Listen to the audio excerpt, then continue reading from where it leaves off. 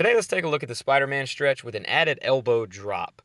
So this is the next level to the traditional Spider-Man stretch where we do not have the elbow drop, but we bring the leg forward and rotate up. This stretch or mobility movement has quite a few benefits to it, so you get a lot of bang for your buck without spending too much time on it.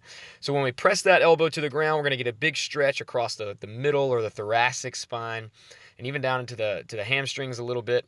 And with that knee being out to the side, every time we press that elbow down, it's going to increase the stretch on our inner thigh of the leg that is forward.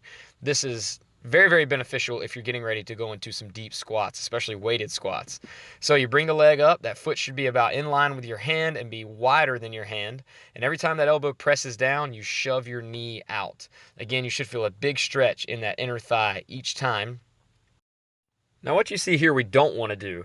We don't want that hand to fly past our hips and not be centered with the body at the top. So that arm, when it comes up, should be in line with the middle of your hips. That way we twist from the middle spine and not from our lower spine.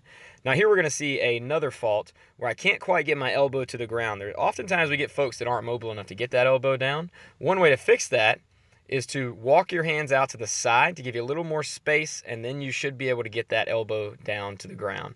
Again, big inner thigh stretch. We're improving mobility in our middle spine. Both of these are areas that are important for our squat.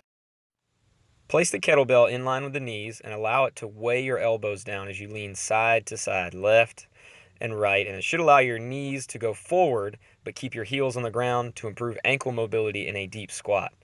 Now, to improve thoracic stability and strength, press that kettlebell overhead.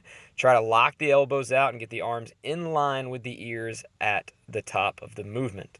Third movement in the squat warm-up is a side plank with a clamshell. So we're going to drop down and then come up and press the knees outward against the resistance of a band.